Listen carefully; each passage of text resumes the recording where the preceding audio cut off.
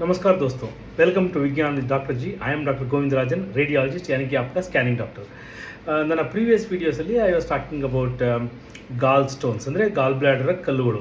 ಇವತ್ತಿನ ವಿಡಿಯೋದಲ್ಲಿ let us talk about renal stones ಅಂದರೆ ಕಿಡ್ನಿಯಲ್ಲಿ ಕಲ್ಲುಗಳು ಯಾವ ಥರ ಇರುತ್ತೆ, ಅದನ್ನು ಯಾವ ಥರ ಕಂಡುಹಿಡಿತೀವಿ ಅನ್ನೋದು.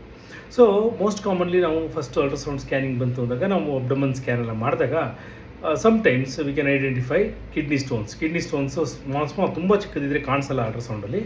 ಬಟ್ ಜನರಲಿ ಒಂದು 8 to 10 millimeter ಸೈಜು ಆ ಥರ ಎಲ್ಲ ಇತ್ತು ಅಂದಾಗ most of the time kidney stones ಅಲ್ಟ್ರಾಸೌಂಡಲ್ಲಿ ಕಾಣಿಸುತ್ತೆ. ಆದರೆ majority of the small stones ಏನಿರುತ್ತೆ ಅಂದರೆ ಲೆಸ್ ದ್ಯಾನ್ 5 millimeters ಇರುತ್ತಲ್ಲ, ಅವನ್ನ ಕಂಡುಹಿಡಿಯೋದಕ್ಕೆ ಆಗೋದಿಲ್ಲ. So usually patients abdominal pain ಅಂತ ಪ್ರೆಸೆಂಟ್ ಮಾಡಿದಾಗ ನಾವು ಅಲ್ಟ್ರಾಸೌಂಡ್ ಮಾಡಿ ಏನು ಕಾಣಿಸ್ಲಿಲ್ಲ ಅಂತಂದರೆ ದೆನ್ ಸಿ ಟಿ ಸ್ಕ್ಯಾನ್ ಮಾಡ್ತೀವಿ.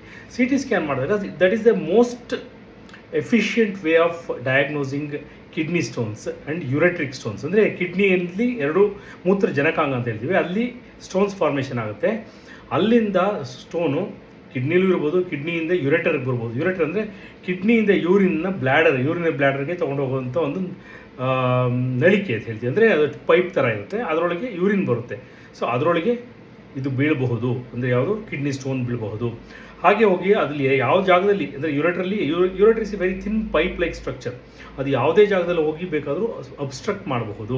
ಅಬ್ಸ್ಟ್ರಕ್ಟ್ ಮಾಡಿದಾಗ ಸಿವಿಯರ್ ಪೇಯ್ನ್ ಬರುತ್ತೆ, ಅದರಿಂದ ಇನ್ಫೆಕ್ಷನ್ ಆಗುವ ಸಾಧ್ಯತೆ ಇರುತ್ತೆ, ಕಿಡ್ನಿ ಡ್ಯಾಮೇಜ್ ಆಗುವ ಸಾಧ್ಯತೆ ಇರುತ್ತೆ. ಅದಾದಮೇಲೆ ಅದು ಯೂರಿನರಿ ಬ್ಲ್ಯಾಡರಿಗೆ ಯುರೆಟರ್ ಜಾಯಿನ್ ಆಗುತ್ತಲ್ಲ, ಆ ಪಾಯಿಂಟಲ್ಲಿ ಸಿಗಾಕೊಳ್ಳುವಂಥ ಸಾಧ್ಯತೆಗಳು ಜಾಸ್ತಿ. ಅಂದರೆ 3 to 4 millimeter ಸೈಜ್ ಇರೋ ಸ್ಟೋನ್ಸ್ ಆದರೂ ಅಲ್ಲಿ ಸಿಗಾಕೊಳ್ಳುವಂಥ ಸಾಧ್ಯತೆ ಇರುತ್ತೆ. ಅದರಿಂದನೂ ದೊಡ್ಡ ಪ್ರಾಬ್ಲಮ್ ಆಗುವಂಥ ಸಾಧ್ಯತೆ ಉಂಟು. ಅದಾದಮೇಲೆ ಯೂರಿನರಿ ಬ್ಲ್ಯಾಡರ್ ಒಳಗಡೆ ಬಿದ್ದ ಮೇಲೆ ನಿಮಗೆ ಜನರಲಿ ಪೇಯ್ನ್ ಇರೋದಿಲ್ಲ, ಆವಾಗ ಪೇಯ್ನು ಕಮ್ಮಿ ಆಗಿಬಿಟ್ಟಿರುತ್ತೆ, ಆದರೆ ಸ್ಟೋನು ಕಾಣಿಸ್ತಾ ಇರುತ್ತೆ. ಅದು ಯುರೆಥ್ರಾಯಿಂದ ಹೊರಗಡೆ ಪಾಸಾಗಿ ಹೋಗುವಾಗ ಸಮ್ಟೈಮ್ಸ್ ಕೆಲವರಿಗೆ ಪರ್ಟಿಕ್ಯುಲರ್ಲಿ ಗಂಡಸಲ್ಲಿ ಜಾಸ್ತಿ ಪೇಯ್ನ್ ಬರುವಂಥ ಸಾಧ್ಯತೆ ಉಂಟು. ಸೊ ಇದನ್ನು ಐಡೆಂಟಿಫೈ ಮಾಡಲಿಕ್ಕೆ ರೀನಲ್ ಸ್ಟೋನ್ಸ್ ಅಂದರೆ ಕಿಡ್ನಿ ಸ್ಟೋನ್ಸ್ನ ಐಡೆಂಟಿಫೈ ಮಾಡೋದಕ್ಕೆ ಇರುವುದರಲ್ಲಿ ಬೆಸ್ಟ್ ಇಮೇಜಿಂಗ್ ಟೆಕ್ನಾಲಜಿ ಅಂತಂದರೆ C T scan. C T ಸ್ಕ್ಯಾನಿಂದ ನಾವು ಕಿಡ್ನಿ ಸ್ಟೋನ್ಸು, ಯುರೆಟರಲ್ಲಿ ಏನಾರು ಅಬ್ಸ್ಟ್ರಕ್ಷನ್ ಮಾಡ್ತಾ ಇದೆಯಾ, ಕಿಡ್ನಿಯಲ್ಲಿ ಏನಾರು ಅಬ್ಸ್ಟ್ರಕ್ಷನ್ ಮಾಡ್ತಾ ಇದೆಯಾ, ಬ್ಲ್ಯಾಡರ್ ಒಳಗಡೆ ಬಿದ್ದಿದೆಯಾ ಅಥವಾ ಬ್ಲ್ಯಾಡರಿಂದ ಹೊರಗಡೆ ಹೋಗ್ತಾ ಇದೆಯಾ, ಬ್ಲ್ಯಾಡರಿಂದ ಹೊರಗಡೆ ಹೋಗೋದಕ್ಕೆ ಅಬ್ಸ್ಟ್ರಕ್ಷನ್ ಏನಾರು ಮಾಡ್ತಾ ಇಷ್ಟನ್ನು ಕಂಡುಹಿಡಿಬೋದು. ಅಡಿಷನಲಿ ಆ ಸ್ಟೋನಿಂದ ಏನಾರು ಕಾಂಪ್ಲಿಕೇಶನ್ ಆಗಿದೆಯಾ, ಅಂದರೆ ಬ್ಲಾಕ್ ಆಗಿ ಬ್ಯಾಕ್ ಪ್ರೆಷರ್ ಜಾಸ್ತಿ ಆಗಿ ಕಿಡ್ನಿ ಮೇಲೆ ಎಫೆಕ್ಟ್ ಆಗಿದೆಯಾ, ಕಿಡ್ನಿ ಇನ್ಫೆಕ್ಷನ್ ಆಗಿದೆಯಾ, ಇದೆಲ್ಲ ಕಂಡುಹಿಡಿಬೋದು.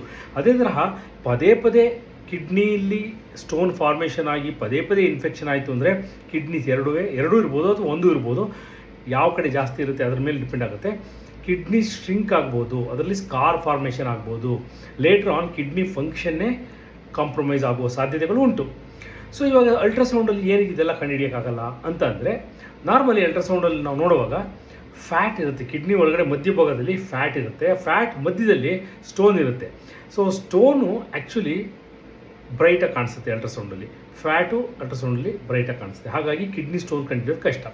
ಯುರೆಟರ್ ಸ್ಟೋನ್ ಏನು ಮಾಡುತ್ತೆ, ಯುರೆಟರ್ ತುಂಬ ಥಿನ್ ಪೈಪು, ಅದರೊಳಗೆ ಸ್ಟೋನ್ ಇತ್ತು ಅಂತಂದ್ರೆ ಯುರೆಟರ್ನ ನಾವು ಟ್ರೇಸ್ ಮಾಡೋದೇ ಕಷ್ಟ. ಅನ್ಲೆಸ್ ಯುರೆಟ್ರು ಬ್ಲಾಕ್ ಆಗಿಬಿಟ್ಟು ಡೈಲೇಟ್ ಆಗಿತ್ತು ಅಂದರೆ ಅವಾಗ ಮಾತ್ರ ಕಂಡುಹಿಡಿಯೋಕ್ಕೆ ಸಾಧ್ಯ.